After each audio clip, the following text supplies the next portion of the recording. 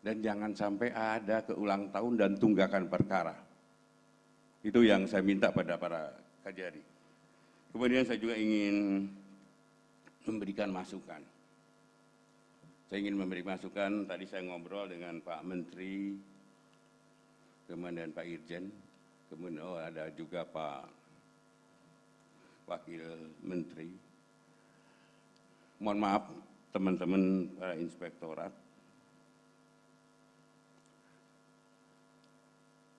jabatan ini, mohon maaf,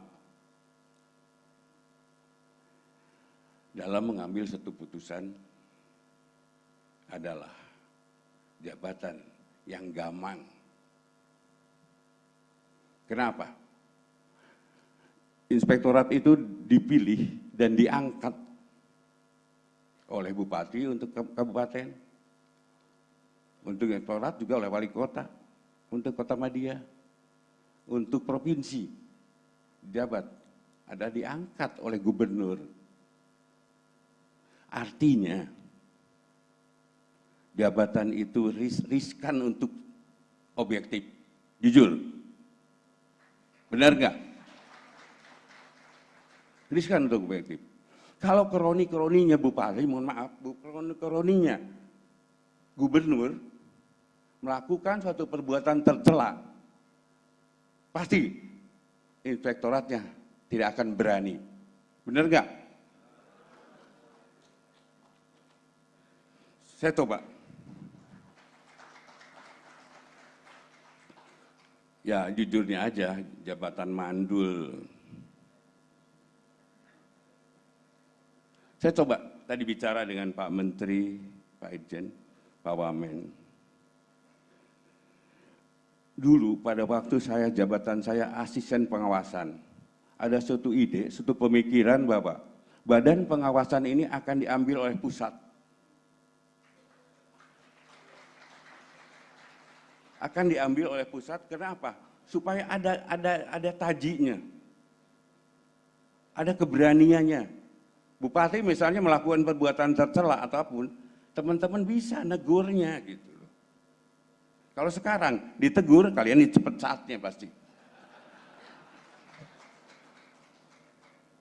Nah, ide itu tadi saya bicara dengan, saya mohon izin dulu dengan Pak Gubernur, Pak Mendagri. Walaupun beliau udah kayak adik saya sendiri ya. Dengan Irjen juga kami sama-sama di Jambi gitu. Saya punya ide. Tapi ide ini tidak merugikan teman-teman juga. APIP, inspektorat khususnya, itu diajukan ya oleh bupati, wali kota, atau oleh gubernur kepada Menteri Dalam Negeri.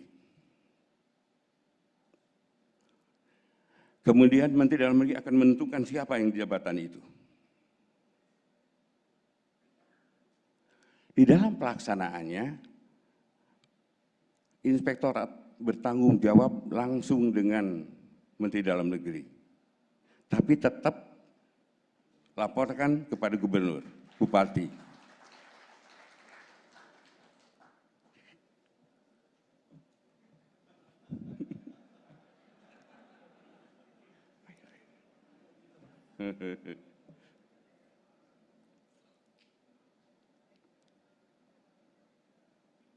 Ya, mohon maaf tadi minum obat batuk jadi seret.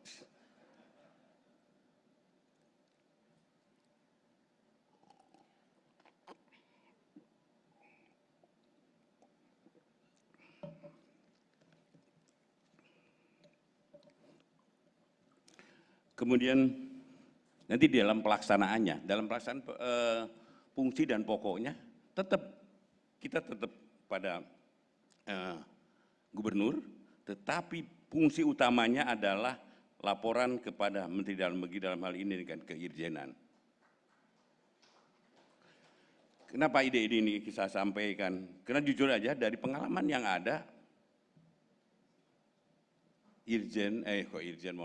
inspektorat ini adalah ya kalau masih kroninya, apalagi tim suksesnya tidak akan tersentuh.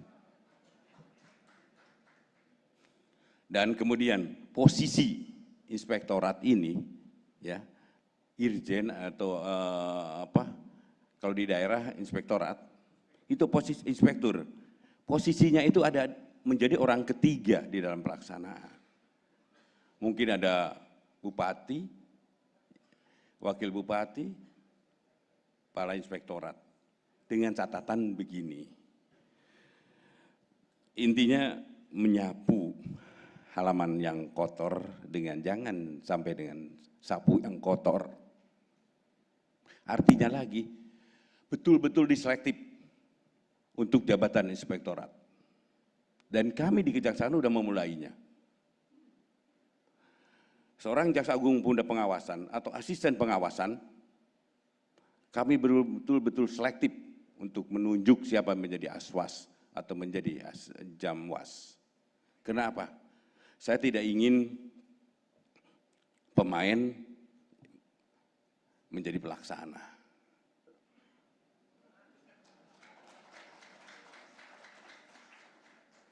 Dan dipilih dari orang-orang yang betul-betul kredibel, kemudian dipilih dari orang-orang yang betul-betul bersih. Yang menilai bersih itu kan orang lain, bukan diri sendiri. Artinya, silahkan aja Anda, mungkin teman-teman, kita lakukan pemilihan, lakukan bidding, daftar, silahkan daftar. Tetapi nanti, dari 3 misalnya calon itu, Pak Irjen nanti yang akan meneliti setiap personilnya. Dan nanti mohon juga Pak Irjen dipilih bukan kena partainya, dipilih bukan kena kroninya, dipilih kena kemampuan dan kebersihannya. Karena sekarang udah waktunya contoh, begitu, menjadi idola, jadi teladan. Dan saya yakin dari satu sistem pemerintahan, mungkin di kabupaten, masa nakal semua, ya enggak juga kan. Walaupun saya yakin enggak ada pemerintah daerah yang tidak ada korupsinya. Yakin sekali. Dan pasti teman-teman juga para kepala inspektorat merasakan itu. Bohong saya katakan pada para kajari, bohong kalau satu kabupaten itu enggak ada korupsinya. Benar apa enggak? Jalan satu saja kita coba. Saya ingin nanti, mohon maaf tadi saya sampaikan dengan Pak Menteri karena rasa pengalaman pertama adalah pengalaman saya. Yang kedua, saya sebagai rakyat juga merasakan itu.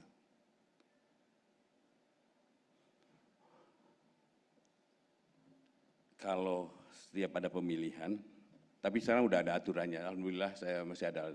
Setiap pemilihan daerah, perangkatnya mulai dari asisten semua berubah. Walaupun sekarang sudah enggak boleh. Tetapi tetap aja yang namanya like dan dislike pasti ada. Tadi yang saya sampaikan hanya sekedar masukan. Ya, nanti yang menentukan Pak Mendagri, Pak Wamen, kemudian Pak Irjen. Katanya kalau yang melihat dari luar itu akan berbeda dengan lihat dari dalam. Demikian juga dengan teman-teman saya di daerah. Saya hanya minta kalau ada teman-teman di daerah saya, di daerah Anda gitu ya. Ada kajari, para kasihnya yang berbuat, ya, melakukan suatu perbuatan tercela, entah itu bermain uang atau mungkin minta proyek, minta apapun, saya titip mereka laporkan ke saya.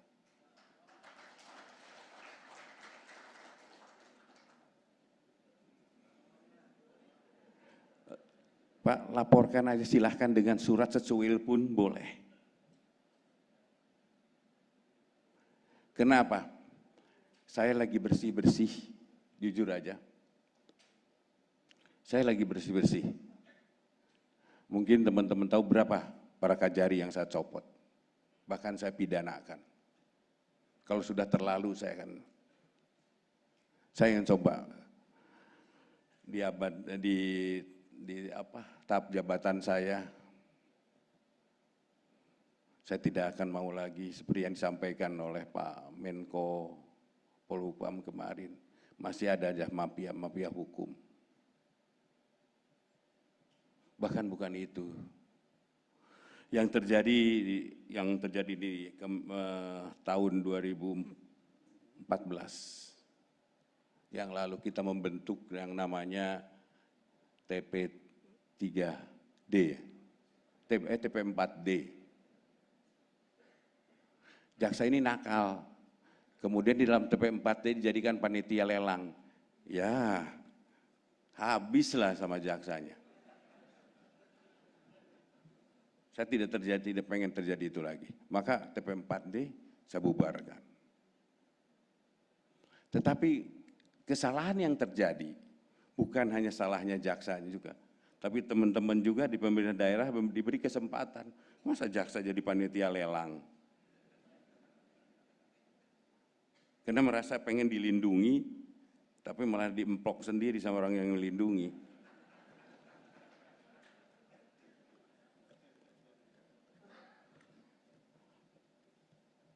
Yang utamanya dari ini mari kita laksanakan MOU ini.